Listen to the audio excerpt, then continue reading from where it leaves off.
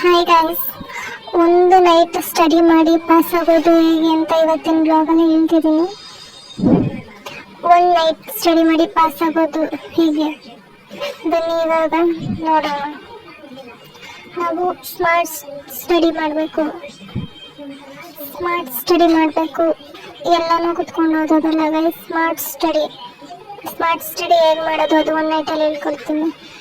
ಈಗ ಏನಾದ್ರು ಓದ್ತೀವಿ ಅಂದರೆ ಅದನ್ನು ತುಂಬ ಬಾಯಿಪಾಠ ಮಾಡೋದಲ್ಲ, ಕುತ್ಕೊಂಡು ಗಂಟೆಗಟ್ಟಲೆ ಓದೋದಲ್ಲ. ಇವತ್ತಿದ್ರು ಪೊಮೊಡೊರೊ ಟೆಕ್ನಿಕ್ನ ಯೂಸ್ ಮಾಡಬೇಕು. 25 ನಿಮಿಷ ಓದಬೇಕು, 5 ಮಿನಿಟ್ ಬ್ರೇಕ್ ತಗೋಬೇಕು. 25 ನಿಮಿಷ ಓದಬೇಕು, 5 ಮಿನಿಟ್ ಬ್ರೇಕ್ ತಗೋಬೇಕು. ನಾವು ಜಾಸ್ತಿ ಏನು ಓದಬೇಕು ಅಂತಲೇ ಯೋಚನೆ ಮಾಡಿಕೊಂಡು ಟೆನ್ಷನ್ ಮಾಡ್ಕೋತೀವಿ. ಯಾವಾಗ್ಲೂ ಏನು ಓದಬೇಕು ಅದು ಓದಬೇಕಾ ಇದು ಓದಬೇಕಾ ಅಂತ. ಅದನ್ನು ಫಸ್ಟ್ ಮಾಡೋದು ಬಿಡಬೇಕು. ಒಂದೇ ನೈಟಲ್ಲಿ ಎಲ್ಲ ಸಿಲೆಬಸ್ನ ಕಂಪ್ಲೀಟ್ ಮಾಡ್ತೀನಿ ಅಂದ್ಕೊಳ್ಳೋದು ತಪ್ಪು. ಅದು ಮುಟ್ಟಾಳ್ತನ. ಅದು ಯಾವತ್ತೂ ಓದೋಕ್ಕಾಗಲ್ಲ, ಓದೋಕ್ಕೆ ಹೋಗ್ಬಾರ್ದು. ಓಲ್ಡ್ ಪೇಪರ್ಸ್ನ ಮಾತ್ರ ಓದಬೇಕು. ರಿಪೀಟೆಡ್ ಕ್ವಶನ್ಸ್ ಬಂದಿರೋದು ಓಲ್ಡ್ ಕ್ವಶನ್ ಪೇಪರ್ಸ್ನೆಲ್ಲ ಸಾಲ್ವ್ ಮಾಡಬೇಕು. ಒಂದು ನೈಟಲ್ಲಿ ಆರಾಮಾಗಿ ಸ್ಕೋರ್ ಮಾಡ್ಬೋದು.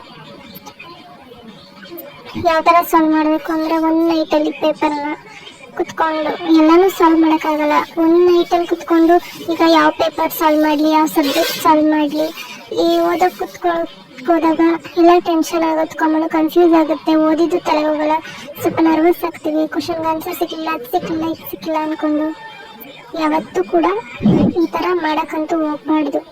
ಫಸ್ಟೇ ನಾವು ಏನು ಓದಬೇಕು, ಯಾವ ಸಬ್ಜೆಕ್ಟ್ ಓದಬೇಕು ಅಂತ ಟೈಮ್ನ ಸೆಟ್ ಮಾಡಿಕೊಂಡು ಪೇಪರ್ಸ್ನ ಡಿವೈಡ್ ಮಾಡಿಕೊಂಡು ಪೊಮೊಡೊರೊ ಟೆಕ್ನಿಕಲ್ಲಿ 25 ನಿಮಿಷ ಓದಿ 5 ಮಿನಿಟ್ಸ್ ಬ್ರೇಕ್ ತಗೋಬೇಕು. ಯಾವಾಗಲೂ ನಾವೇನೇನು ಓದಬೇಕು ಅಂತ ಮುಂಚೆಗೆ ಸ್ಟಡಿ ಮಾಡಿಟ್ಕೊಂಡು ಓದ್ಕೊಂಡು ಆರಾಮಾಗಿ ಓದ್ಬೋದು. ಯಾವ ಟೆನ್ಷನ್ನು ಇಲ್ಲದೇ, ಯಾವ ಕನ್ಫ್ಯೂಷನು ಇಲ್ಲದೇ, ಸ್ಟ್ರೆಸ್ಸು ಇಲ್ಲದೇ, ಅದು ಓದಬೇಕು ಇದು ಓದಬೇಕು ಅನ್ನೋದು ಏನೂ ಇಲ್ಲದೆ ಆರಾಮಾಗಿ ಓದ್ಬೋದು.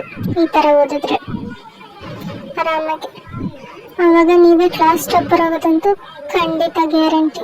ನೀವು ದಿನ ಓದ್ದೇನೆ ಒಂದು ನೈಟಲ್ಲಿ ಪ್ರೀವಿಯಸ್ ಕ್ವಶನ್ ಪೇಪರ್ನ ಇದು ಮಾಡಿಕೊಂಡೆ ನೀವೇ ರ್ಯಾಂಕ್ ತಗೋಬೋದು.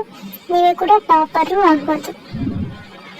ನೋಡಿದ್ರೆ ಯಾವ ಥರ ಸ್ಟಡಿ ಮಾಡಬೇಕು ಒಂದು ನೈಟಲ್ಲಿ ಅಂತ. ಇವತ್ತಿನ ವ್ಲಾಗ್ ಇಷ್ಟ ಆಗಿದ್ರೆ ಪ್ಲೀಸ್ ನನ್ನ ಚಾನಲ್ನ ಸಬ್ಸ್ಕ್ರೈಬ್ ಮಾಡಿ, ಲೈಕ್ ಮಾಡಿ.